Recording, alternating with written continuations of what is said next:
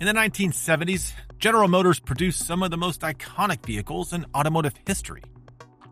But beneath the chrome and sales charts lurked a darker story. Plagued by poor engineering, rising fuel crises, emissions mandates, and hasty design choices, GM churned out a series of cars that became infamous for their failures. In this countdown, we uncover 30 of the worst GM cars of the 1970s. Number 29, the 1974 Chevrolet Impala. It marked a low point in GM's full-size lineup during the height of the malaise era. Although it boasted an imposing footprint and big displacement V8s ranging from 5.7 to 7.4 liters, the car's actual performance was depressingly sluggish. Emissions restrictions and crude tuning robbed these large engines of meaningful horsepower, resulting in slow acceleration and miserable fuel economy, often in the single digits. For many owners, the gas station became a second home. But poor performance wasn't the Impala's only issue. Quality control across GM plants in the mid-70s had noticeably declined, and the Impala became a rolling symbol of that failure. Customers reported frequent stalling, hard starting, and tuning problems that mechanics struggled to fix due to early emissions era complexity. In the age where public trust in American cars was already waning, the Impala became known for its inability to keep pace with smaller, more reliable imports. As one of GM's best-selling nameplates, the 1974 Impala's mechanical mediocrity and reliability woes were magnified by its widespread ownership. The once proud Impala nameplate, which had represented performance and innovation in the 1960s, now limped into irrelevance, literally. It was an oversized car in every way except where it mattered: power, refinement, and lasting durability. Number 28, the 1975 Oldsmobile Cutless Salon. This was GM's attempt to blend European styling cues with American comfort and muscle. But it ended up being a car that satisfied neither audience. Built on an aging A-body platform, the Salon featured a fastback roofline and firmer suspension tuning meant to mimic German sedans. But it couldn't hide its mass or soft American underpinnings. Weighing nearly 2 tons and powered by a detuned 170 horsepower V8, the car felt lazy and uninspired on the road. This lackluster driving experience was compounded by a tone-deaf marketing campaign that pitched the Salon as a sophisticated alternative to its own sibling models. Buyers expecting performance or premium refinement were sorely disappointed. Interior quality remained average at best, and Oldsmobile's use of low-grade materials made the car feel dated within a year. Combined with awkward proportions and unimpressive fuel economy during the gas crisis, the Cutless Salon was a mismatch for the times. Sales figures told the story. The Salon was a flop, discontinued after just 1 year. It was quickly buried in Oldsmobile's broader lineup, remembered only by enthusiasts as a cautionary tale of what happens when a manufacturer chases trends without a solid mechanical foundation. The Salon's failure highlighted the disconnect between GM's marketing ambitions and what it was actually delivering to customers. Number 27, the 1977 Cadillac Seville. This car was intended to be a revolution, a smaller, more efficient luxury car to meet the changing times. Instead, it became a prime example of GM badge engineering gone wrong. Built on the humble underpinnings of the Chevrolet Nova, the Seville came wrapped in squared-off sheet metal with Cadillac flourishes, and a price tag that rivaled European marques like BMW and Mercedes-Benz. But underneath, it couldn't hide its economy car DNA. While the Seville introduced early electronic fuel injection in its 5.7-liter V8, the system was notoriously unreliable. Owners frequently complained of hard starts, inconsistent idling, and sudden loss of power. Issues worsened by poor technician training on the unfamiliar tech. Those pesky electrical gremlins were rampant, with reports of malfunctioning gauges, dead power windows, and short-lived batteries. Rust, particularly in the door sills and rocker panels, set in alarmingly early despite the car's premium pricing. For Cadillac, the Seville was a strategic gamble meant to redefine American luxury, but it landed with a mechanical thud. Owners expecting the smooth isolation of traditional caddies were dismayed by the choppy ride and down-market feel. The high cost and high maintenance paired with a lack of authenticity doomed the first-gen Seville's reputation. It looked the part of a luxury sedan, but didn't drive or last like one. Number 26, the 1977 Cadillac sedan Deville. It represented a turning point for the brand, one that left many longtime customers disillusioned. In response to the rising fuel prices and government mandates, Cadillac downsized its full-size sedans for the first time in history. Gone was the grandeur and imposing presence of the old 5,300-pound land yachts. What replaced them was a boxy, lighter, and shorter version of the once majestic Deville, powered by a 7-liter V8 that now made only about 180 horsepower. Though Cadillac touted the new Deville's efficiency and modern engineering, owners complained bitterly about the harsh ride, uninspired styling, and underwhelming performance. The once effortless acceleration now required deep throttle input, and the reduced sound insulation and softer suspension tuning left the car feeling more like a dressed-up Chevrolet than a world-class luxury sedan. The smaller proportions were meant to attract young buyers, but instead alienated the brand's loyal base who felt Cadillac had lost its essence. Reliability also took a hit during this transitional period. Electrical systems, power accessories, and emissions controls were frequent sources of frustration, leading to high maintenance costs and customer dissatisfaction. The 77 Deville wasn't just smaller. It was emblematic of Cadillac's struggle to adapt without sacrificing what made it special. In hindsight, it marked the beginning of a long decline for a name once synonymous with American luxury. Number 25, the 1979 Chevrolet Nova. By the end of its run in 1979, Chevrolet Nova had become a textbook case of a once popular car left to rot on the vine. Originally introduced in the 1960s as a nimble and straightforward compact, the Nova had long overstayed its welcome by the time the final model year rolled around. The underpinnings dated back to 1968, and it showed in nearly every way. The Nova's body-on-frame chassis made for a harsh, clunky ride, and the outdated suspension design delivered vague, wandering steering that paled in comparison to newer imports. Under the hood, the Nova offered uninspiring 6-cylinder and small-block V8 options that felt coarse and gutless. By 1979, its emissions-choked engines made for sluggish performance, often requiring more than 12 seconds to reach 60 miles per hour. Meanwhile, safety features were basic, with minimal crash protection and old-school lap belts still present in many models. Critics and owners alike panned its poor fuel economy, uninspired design, and low-rent interior appointments. Worst of all, GM made only the most minor cosmetic changes in its final years, signaling they had given up on trying to keep the Nova competitive. Prone to rust and plagued by a growing list of recalls, the 79 Nova served as a painful reminder of how quickly Detroit's compact offerings had fallen behind global competition. It wasn't just outdated, it was obsolete. Number 24, the 1977 Pontiac Bonavville. When GM downsized its full-size lineup in 1977, the Pontiac Bonavville got caught in the squeeze, and the result was a frustrating mismatch of size, weight, and performance.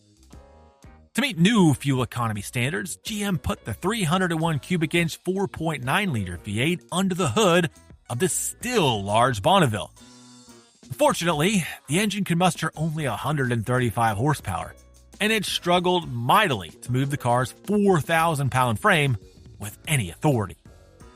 drivers were met with lethargic throttle response, long 0 to 60 times, and a constant need to mash the gas pedal to maintain speeds on hills. Highway driving became a chore, as the car often had to downshift just to stay in motion. Worst yet, the downsizing didn't improve handling or braking, which remained ponderous and sluggish. Owners expecting a powerful, smooth cruiser were left disappointed by a car that felt weak, unbalanced, and compromised. The Bonaville's uninspired design and cheap interior materials didn't help its case either. Wind noise, rattles, and trim pieces falling off were common complaints. The Bonaville had once been Pontiac's proud answer to luxury and performance. But by 1977, it had become a symbol of the brand's malaise-era decline. Instead of innovating, Pontiac had hobbled its flagship with mediocrity, and the result was a forgettable, sluggish shell of its former self. Number 23, the 1973 Chevrolet Caprice Estate, the clamshell wagon. It may have looked like the ultimate American family hauler, but under the surface, it was a bloated, over-engineered headache.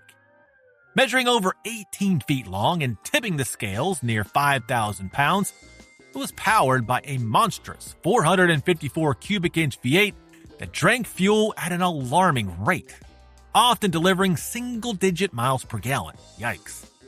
But what truly earned the Caprice a place among GM's worst was its infamous clamshell tailgate, an engineering novelty that quickly proved to be a disaster.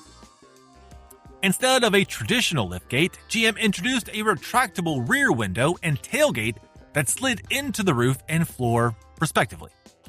It sounded clever on paper, but in practice, it was a maintenance nightmare. The electric motors and tracks were prone to jamming, leaving owners unable to open or close the rear hatch. Fixing it wasn't easy either. Repair bills were steep, parts were difficult to source, and mechanics often struggled with the complex system. To make matters worse, the Caprice Estate was infamous for premature rust, especially around the rear quarter panels and tailgate mechanism. Water intrusion only exacerbated the problem, turning a family wagon into a rolling corrosion case. It's a prime example of GM prioritizing gimmicks over functionality. What should have been a practical vehicle became a high-maintenance relic almost as soon as it hit the road. Number 22, the 1975 Chevrolet Camaro, the base model. This marked a low point in the legacy of one of America's most iconic pony cars. With rising insurance costs, stricter emission standards, and the fuel crisis looming over Detroit, the once mighty Camaro had been stripped of nearly everything that made it desirable. For the first time since its debut, the Z28 performance model was dropped entirely, leaving only base trims and mild LT variants.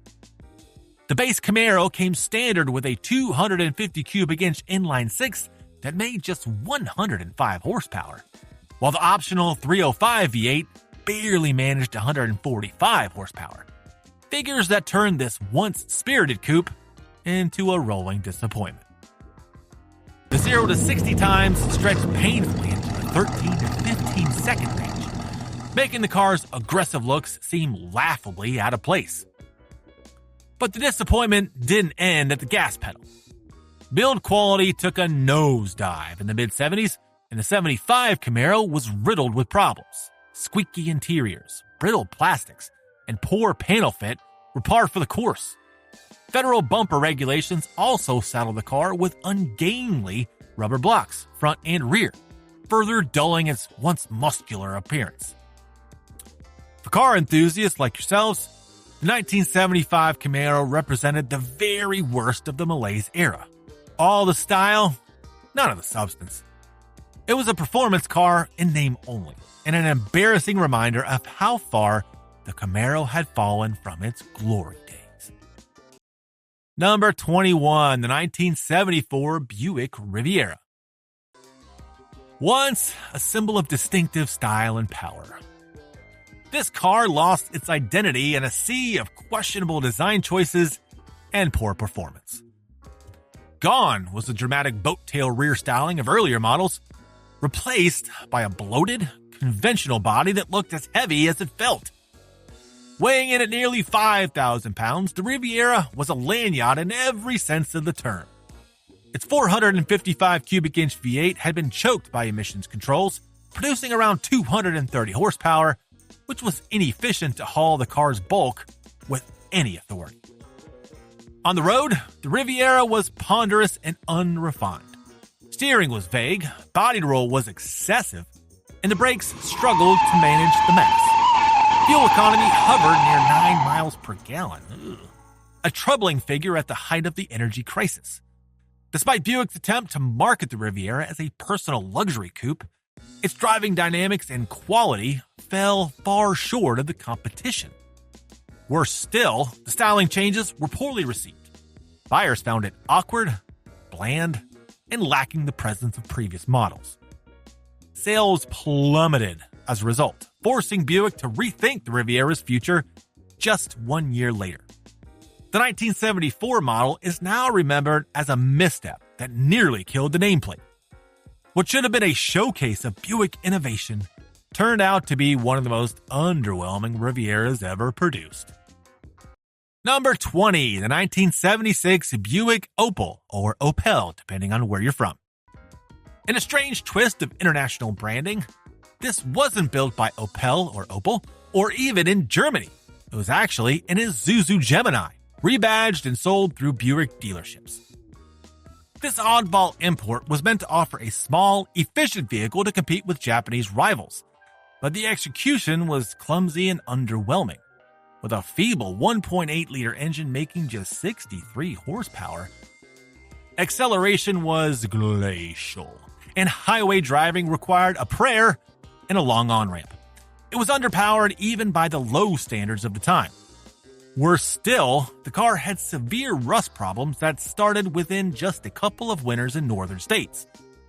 Panels bubbled, floorboards rotted, and paint flaked with shocking speed, the only thing fast on that car. Dealers were unfamiliar with the vehicle's Isuzu-sourced components, and parts availability was inconsistent, which led to long repair delays and poor service experiences. Customers also complained about stalling, carburetor issues, and electrical faults, problems that Buick dealers weren't equipped to diagnose properly. The Buick Opel ended up pleasing no one.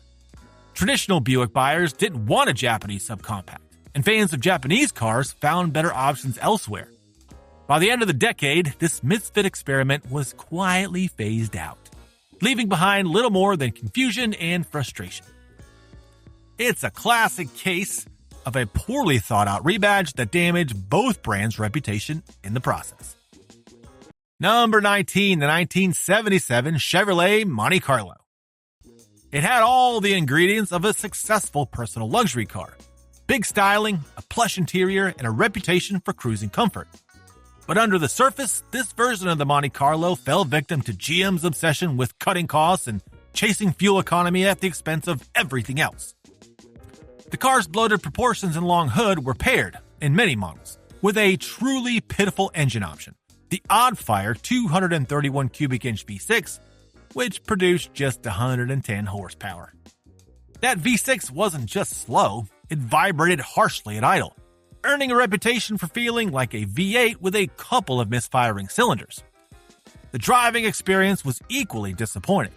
The Monte Carlo had become so nose-heavy that handling was boat-like and braking distances stretched well beyond what felt safe. Despite its enormous size, rear seat space was cramped, making it impractical as both a family car and a performance machine. Build quality also suffered. Trim pieces came loose, headliner sagged, and owners reported chronic transmission issues and poor paint adhesion. The Monte Carlo style may have kept it popular among some buyers, but in terms of mechanical reliability and driver satisfaction, it was a letdown. It exemplified the worst of GM's late 1970s formula. Make it look good and hope no one notices what's underneath. Number 18, 1978 Pontiac Phoenix. This was marketed as a new compact offering from Pontiac, but in reality, It was a lightly reworked Chevrolet Nova wearing a new badge and slightly different trim. GM's rampant badge engineering was already drawing criticism by the late 1970s, and the Phoenix quickly became a poster child for why that criticism was deserved. Despite its fresh name, the Phoenix rode on the same aging platform as the Nova we spoke about earlier, with nearly identical mechanicals including soft suspension, vague steering, and archaic drum brakes. Buyers expecting a new generation compact found themselves behind the wheel of a car that felt outdated from the moment it left the dealership. Power came from a range of underwhelming engines, including a tired inline-six that struggled to meet even the modest demands of daily commuting. Interior materials were cheap and uninspiring, with dashboard components that cracked easily and trim that rattled constantly. While Pontiac tried to position the Phoenix as a more upscale alternative, it failed to justify its higher price. Reviewers criticized its lack of innovation, and owners quickly became disillusioned with its reliability and lack of character. By the time front-wheel drive compacts arrived in the early 80s, the Phoenix had already burned through much of its goodwill. It was, in essence, a recycled car passed off as something new, and few were fooled. Number 17, the 1971 Pontiac Ventura II. It was one of GM's earliest examples of badge engineering, and unfortunately, it set the tone for many missteps that followed. Essentially a rebadged Chevrolet Nova, there's that name again, the Ventura II attempted to carry the prestige of Pontiac's performance image while using the cheapest possible underpinnings. On the surface, it wore a different grille and taillights, but under the skin, it shared the Nova's dated platform, coarse inline-six engines, and bare-bones suspension setup. Customers expecting Pontiac-level refinement were sorely let down. Early Venturas came with Spartan interiors featuring vinyl bench seats, minimal sound insulation, and dashboard plastics prone to warping or cracking. Handling was vague, body roll was significant, and braking performance with standard drum brakes was borderline dangerous in emergency situations. Reliability wasn't much better. Rattles, electrical issues, and carburetor problems were common by just a few years into ownership. The biggest issue, however, was that the Ventura didn't offer anything meaningful over the Nova, except a higher price tag. Pontiac's performance legacy and brand image were diluted by a car that was little more than a disguise. Despite efforts to dress it up, the Ventura II felt like a cynical exercise in cost-cutting. It was a car that failed to meet expectations on every front, and remains one of GM's earliest lessons in brand erosion. Number 16, the 1973 Oldsmobile Omega. This was intended to offer buyers a compact Olds with premium features.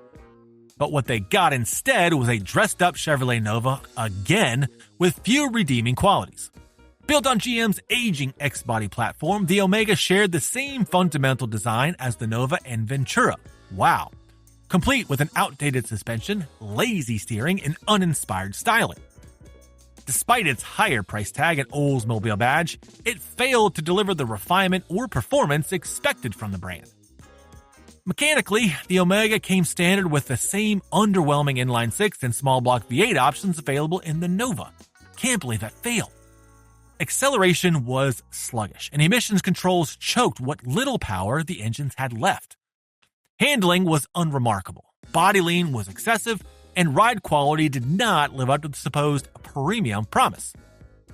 Braking performance was similarly poor, with front disc brakes often offered as optional equipment rather than standard. The interior, while slightly more dressed up than the Nova, was still filled with cheap materials, squeaks, and fitment issues. That sounds like a made-up word. Buyers hoping for a more luxurious experience from the Oldsmobile name were left disappointed by the Omega's lack of distinct identity. Ultimately, it was another example of GM's cost-cutting philosophy, repackaging old hardware with flashier trim and hoping customers would notice. In the case of the Omega, they did. Number 15, the 1973 Buick Apollo. This was Buick's first attempt at entering the compact segment, but rather than engineering a vehicle worthy of the Tri-Shield badge, GM simply repurposed the Chevrolet Nova, yet again. Although it offered slightly upgraded trim and the option of a small block 350 V8, the Apollo retained all the flaws of its platform mate: outdated suspension geometry, underwhelming steering feel, and basic safety equipment. At a time when buyers were looking for innovation and efficiency, the Apollo instead delivered more of the same, just with a different grille. Even with the optional V8, the Apollo's performance was sluggish. The two-barrel 350 produced only 175 horsepower, which wasn't enough to overcome the car's heavy curb weight and lazy gearing. Fuel economy was poor, and despite Buick's reputation for comfort, the Apollo's ride quality felt choppy and unrefined. The base inline 6 models fared even worse, offering meager acceleration and noticeable engine vibration at speed. Interior appointments were marginally better than the Nova, but that wasn't saying much. Cheap plastics, thin carpeting, and fragile switchgear made it clear that corners had been cut.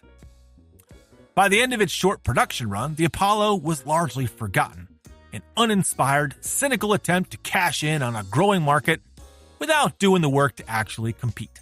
It stood as a missed opportunity for Buick to truly innovate in the compact class.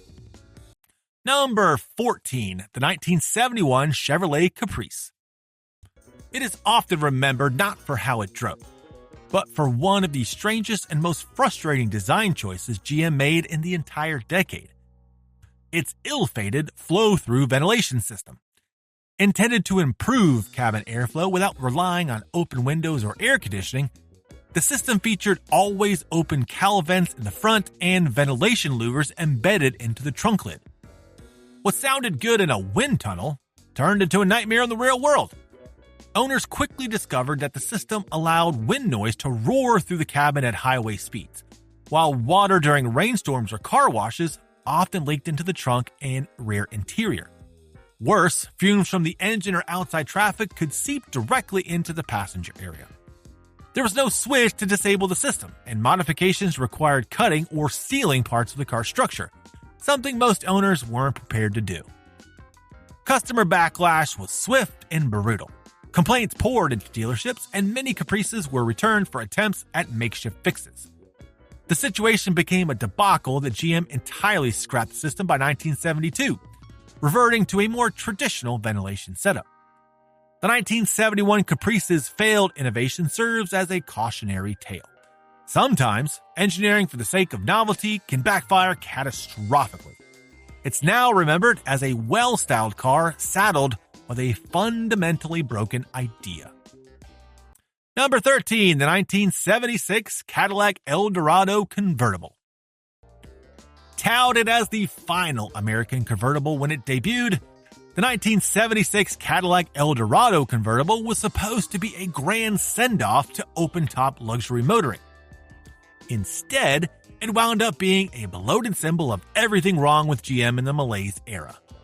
Weighing nearly 5,300 pounds and driven by a massive 8.2-liter V8 that barely made 190 horsepower, the El Dorado struggled with acceleration, braking, and even cornering. It was the very definition of excess without substance. With front-wheel drive and massive overhangs, the car was difficult to maneuver, especially in city environments. Brake fade was a frequent concern. Many drivers noted how poorly the El Dorado came to a stop after even moderate driving. Its turning radius was massive, and fuel economy hovered around a miserable 8 miles per gallon, making it one of the least efficient vehicles of the decade. To make matters worse, this so-called swan song convertible came at a premium price and was riddled with quality control issues. Loose trim, sagging convertible tops, and rattling door panels all undercut the car's luxurious image.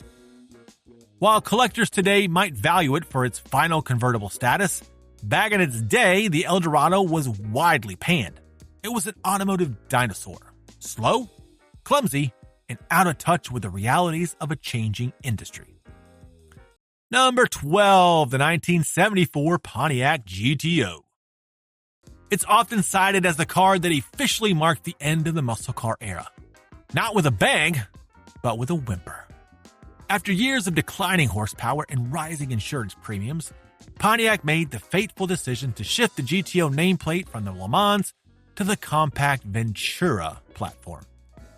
The result was a GTO in name only, smaller, weaker, and utterly devoid of the swagger that had defined the original. Under the hood sat a 350 cubic inch V8 that produced just 200 horsepower, respectable for the time, but a far cry from the fire-breathing big blocks of years past. The power-to-rate ratio suffered badly, and the car's handling was no better than the Ventura it was based on. 0 to 60 times hovered around 9.5 seconds. If you listen closely, you can hear the older GTOs weeping softly, making it only marginally faster than an economy sedan of the day. The styling tried to evoke the past with stripes and badges, but the proportions felt awkward and the car lacked any real performance credibility. Enthusiasts panned it, and buyers stayed away in droves. Sales were so poor that Pontiac dropped the GTO entirely after 1974. For a nameplate that once defined an era of speed and power, its final outing was embarrassingly tame. A marketing exercise that fooled no one and satisfied even fewer. Number 11, the 1975 to 1977 Pontiac Astra. It was essentially GM's misguided attempt to repackage the Chevrolet Vega under a new badge, and unsurprisingly, it inherited every one of the Vega's notorious flaws. Initially sold in Canada and later introduced in the US market, the Astra came equipped with the same infamous aluminum black 2.3-liter inline-4 engine. This motor was prone to overheating, warped cylinder heads, and excessive oil consumption, often leading to major mechanical failure before the car even reached 40,000 miles. Despite wearing sportier Pontiac styling cues and flashy decals, the Astra suffered from the same body integrity issues as its sibling. Rust appeared with astonishing speed, sometimes even before the vehicle was a year old. The sheet metal was poorly treated and provided minimal resistance to corrosion, particularly in northern climates. Mechanical reliability wasn't any better. Cooling system failures, faulty carburetors, and fragile valve train components plagued owners. The interior offered nothing to distinguish the Astra as a Pontiac. Cheap plastics, uncomfortable seats, and inconsistent panel gaps only reinforced the sense that this was a desperate exercise in badge engineering. With no meaningful improvements over the Vega and none of the brand loyalty associated with it, the Astra faded quickly into obscurity, except for that one guy on YouTube. It was a poorly disguised clone of a disastrously flawed car, and its failure was both predictable and well-deserved. Number 10, the 1975 to 80 Oldsmobile Starfire. Oldsmobile's attempt at entering the subcompact sporty coupe segment with the Starfire turned into yet another cautionary tale from GM's badge engineering playbook. That shows a lot up here, doesn't it? Based on the same H-body platform as the Chevrolet Monza and Pontiac Sunbird, the Starfire was advertised as a sleek and youthful vehicle. In practice, it delivered frustrating performance, questionable reliability, and virtually no originality. Early models were saddled with the underpowered 2.3-liter four-cylinder engine, while the optional V6, though slightly better, still struggled to move the car's weight with any urgency. The odd-fire Buick 3.8-liter V6 vibrated harshly at idle and was known for poor throttle response. Worse yet, the front suspension, inherited from the Vega, was notoriously weak and prone to premature failure. Brakes were under-spec'd and often faded under pressure, making spirited driving a nerve-wracking experience. While the Starfire looked the part of a sporty compact, it was all flash and no follow-through. Inside, the car was equally disappointing. Low-grade materials, inconsistent panel fitment, and frequent electrical glitches made ownership an exercise in patience. Rust was a persistent enemy, especially around the rocker panels and rear fenders.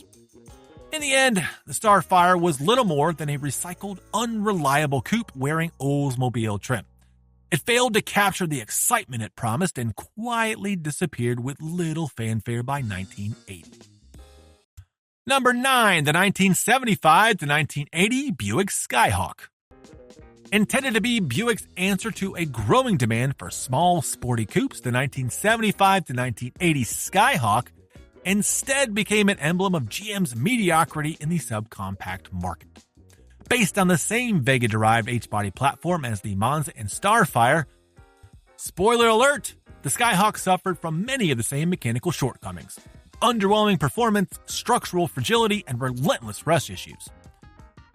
Buick attempted to elevate the Skyhawk with premium trim and a slightly more refined appearance, but no amount of badging could mask the flawed engineering underneath. The most common engine was the Buick-sourced Oddfire 3.8-liter V6, which was known for its rough idle and uneven power delivery. Despite its relatively large displacement for a small car, the Skyhawk felt sluggish and nose-heavy, with poor weight distribution and uninspired handling. Early models were also plagued by transmission issues, particularly with the 3-speed automatics that frequently slipped or failed prematurely. Rust was rampant, especially in the wheel wells and underbody. Owners also complained of leaks around the hatchback and sunroof, often resulting in soaked carpeting and moldy interiors. Good here. The cabin, while a step up from the Monza, still felt flimsy and cheaply built. Ultimately, the Skyhawk neither lived up to Buick's reputation for quality, nor delivered the sporty driving experience it promised.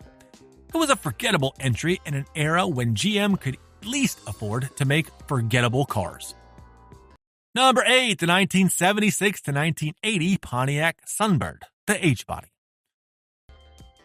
It was introduced as a stylish, sporty coupe aimed at younger buyers, but it ended up being yet another disappointing H-body offering plagued by the same issues that dragged down its Chevrolet and Buick siblings. Beneath the flashy decals and sloped rooflines lay a compromised structure derived from the Chevrolet Vega, a platform already infamous for its weak build and short lifespan.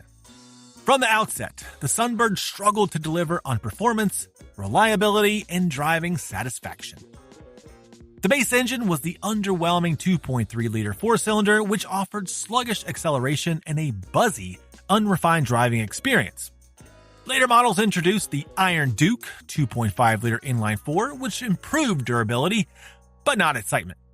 It produced just enough power to get the car out of its own way, but little more. The optional V6 helped modestly, but its added weight only worsened the already poor handling, which suffered from front-heavy balance and numb steering. Interior quality was subpar, with cheap plastics, rattling trim, and an instrument panel that often faded or cracked within just a few years. Electrical gremlins, leaked seals, and misaligned doors were all too common. Like the rest of GM's H-body line, the Sunbird was built for looks over substance, and it didn't take long for owners to realize it. Flashy on the outside, disappointing everywhere else, the Sunbird proved that style alone couldn't save a fundamentally flawed car. Number 7, the 1975 Chevrolet Monza. When it was named Motor Trend's Car of the Year, it seemed like a promising sign that GM had finally figured out how to make a stylish, efficient compact for the changing times. Instead, it quickly became one of the decade's biggest mechanical headaches. Sharing a heavily reworked version of the Vega's platform, the Monza looked like a mini muscle car, but its engineering left much to be desired. The early models carried over a problematic Vega-sourced 2.3-liter aluminum block four-cylinder, which continued to suffer from overheating, poor oil control, and warped heads. The optional 262 cubic inch V8 sounded like an improvement, until owners realized that even basic maintenance tasks, like changing spark plugs, required lifting the engine due to cramped clearances. It was a technician's nightmare and a source of constant frustration for DIY owners and shops alike. Even worse, the Monza's brakes were too small to handle the added weight of the V8, leading to frequent fade and long stopping distances. Interior build quality was low, with rattles, creaks, and trim that detached under regular use. Rust, particularly in the wheel arches and floor pans, showed up early and often. Despite its sporty looks, the Monza was a fragile, finicky, and poorly thought-out car that quickly wore out its welcome, just like the Vega before it. Number 6, the 1978 Chevrolet Corvette, the C3. It was marked the model's 25th anniversary and was heavily marketed with a new fastback rear window and a special silver edition anniversary. But under all the cosmetic fanfare was a sports car that became a bloated, underpowered shell of its former self. Thanks to tightening emission standards and GM's persistent cost-cutting, the once feared Corvette now packed a 185 horsepower L48 V8 that delivered sluggish performance, barely managing 0 to 60 in over 8 seconds. A disappointing stat for a car that still looked the part of a performance icon. Handling was also a far cry from the Corvette's earlier prowess. The C3's soft suspension tuning and imprecise steering made it feel more like a Grand Tourer than a genuine sports car. Worse, the car's build quality had taken a serious dive. Owners frequently reported leaky T-tops, squeaky body panels, and misaligned fiberglass sections straight from the factory. Interior plastics were flimsy, gauges were often unreliable, and electrical issues were common. Despite its aggressive appearance and storied name, the 1978 Corvette was more about image than substance. It couldn't compete with European sports cars in handling or refinement, and lacked the raw speed of its muscle car predecessors. For many, it represented everything wrong with GM in the late 70s. Superficial upgrades masking deep mechanical mediocrity. Number 5, the 1977 Oldsmobile Delta 88. The engine swap Chevy Mobile. It may have looked like a typical full-size Olds on the surface, but under the hood, it ignited one of the biggest controversies in GM's history. Faced with overwhelming demand and a shortage of Oldsmobile-built 350 V8 engines, GM quietly began installing Chevrolet-sourced 350 small blocks into thousands of Delta 88s, without informing dealers or customers. Many buyers who paid a premium for what they believed was a rocket V8 found out the hard way when they received something very different. The fallout was immediate and explosive. Oldsmobile's long-standing customer base felt deceived, sparking class action lawsuits, public backlash, and a wave of mistrust that tainted the brand for years. GM defended its decision by pointing to the engines being corporate equivalents, but customers weren't buying it, literally or figuratively. The scandal exposed GM's increasing reliance on badge engineering and corporate homogenization at the expense of brand identity and customer trust. Mechanically, the Chevy engines weren't necessarily inferior. But for loyal Olds buyers, the betrayal cut deep. It wasn't just about horsepower. It was about integrity. The Chevy Mobile fiasco became a defining moment in the decline of GM's credibility during the 1970s. The 1977 Delta 88, despite being an otherwise competent car, is now remembered less for how it drove and more for the deception it symbolized. Number 4, the 1976 Chevrolet Chevet. Spanning more than a decade of production, the Chevrolet Chevet is often remembered as GM's most cynical attempt at a world car. A stripped-down, underpowered subcompact designed to compete with rising Japanese imports. Introduced in 1976 as a response to the fuel crisis, the Chevet was built on the global T-car platform and was meant to be cheap, simple, and economical. While it may have succeeded in being cheap, it utterly failed in nearly every other regard. The base 1.4 and 1.6 liter engines produced a paltry 52 to 60 horsepower, resulting in acceleration that could only be described as glacial. Some tests recorded 0 to 60 times approaching 20 seconds. Oh my god! Making highway merging a can I go? I'm gonna go. A gamble. The ride was harsh, the handling crude, and the manual transmission vague and rubbery. Even basic amenities were missing. Early scooter models lacked a glove box door, rear seat, or even carpeting. Reliability was marginal at best. The interior fell apart quickly, rust appeared early and often, and electrical issues plagued many models. Yet GM sold over 2 million of them, mostly to buyers lured by the low price. The Chevet didn't evolve with the times. It simply lingered, growing more outdated each year. It became the punchline of countless jokes and a symbol of just how far GM was willing to cut corners to move metal. Number 3, the 1979 Oldsmobile Cutless Supreme Diesel. It is often cited as one of the most disappointing and problematic vehicles of its time, and for good reason. GM attempted to capitalize on the fuel economy craze by offering a diesel variant of its best-selling midsize car. On paper, it sounded like a win. A stylish, well-appointed coupe with a promise of 30 miles per gallon. But under the hood lurked the same flawed LF9 5.7-liter diesel V8 that torched Cadillac's reputation. And now it came in a car many Americans already trusted. The diesel engine was based on a gas block design and not engineered for the extreme pressures of diesel combustion. Weak head bolts, soft camshafts, and a lack of a fuel-water separator meant that catastrophic engine failure was almost inevitable. Blown head gaskets, warped heads, and injector pump failures were so frequent that many engines didn't last past 50,000 miles. Owners reported knocking, black smoke, and starting issues, especially in cold weather. Worse still, the Cutless diesel was lethargic, making barely 120 horsepower to haul a car that weighed over 3,500 pounds. Performance was dismal, and highway driving felt dangerous when trying to pass or merge. Look out! The result was not just customer dissatisfaction, it was total brand erosion. The Cutless diesel single-handedly crushed American enthusiasm for diesel passenger cars and remains one of GM's most disastrous powertrain blunders. Number 2, the 1971 Chevrolet Vega. It might have been GM's most ambitious compact car of the 1970s, but it turned into a cautionary tale of overpromising and underdelivering. Introduced in 1971 with fanfare about its modern design and revolutionary aluminum engine, the Vega was supposed to take on imports head-to-head. Instead, it became a reliability nightmare. Its 2.3-liter alloy block engine was plagued by overheating, warping cylinders, and excessive oil consumption. Many Vegas began burning oil and blowing head gaskets within just 30,000 miles. The problems didn't end with the powertrain.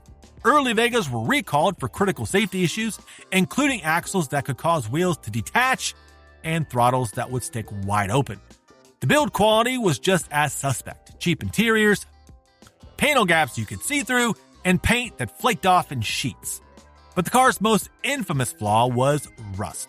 Poor erosion proofing meant that in many cases, body panels rusted through in less than 2 years, especially in northern climates. Dealers saw Vegas returning to the lot riddled with holes before first major service. GM made several running improvements over the years, but the damage was irreversible. Despite nearly 2 million units sold, the Vega is widely remembered as one of the worst GM cars ever built. It didn't just fail as a product. It fundamentally damaged Chevrolet's reputation for years. And finally at number 1, the 1978 Cadillac Seville diesel. At the absolute bottom of GM's 1970s debacle sits the 1978 Cadillac Seville diesel, a car so problematic that it earned the rare distinction of showing up twice in automotive infamy. It was GM's ambitious attempt to combine American luxury with European-style fuel economy. Unfortunately, it became a mechanical disaster that nearly destroyed consumer confidence in diesel-powered passenger cars. At the heart of the problem was the 5.7-liter Oldsmobile LF9 diesel V8. We've heard that before somewhere. An engine that has been hastily adapted from a gasoline block and fundamentally wasn't built to handle diesel compression. Head gasket failures, warped cylinder heads, and injector pump malfunctions were widespread. To make matters worse, the engine lacked a water-fuel separator, meaning contaminated fuel could easily destroy key components. Owners reported cold starts, heavy smoke, knocking noises, and frequent breakdowns, often before 30,000 miles. Cadillac's luxury image suffered greatly as customers found themselves stranded in their six-figure-looking cars that couldn't outrun a delivery van or start on a cold morning. The diesel Seville wasn't just unreliable. It was dangerously slow. With only 120 horsepower moving a 4,000-pound body, it was sluggish in traffic and risky when merging or overtaking.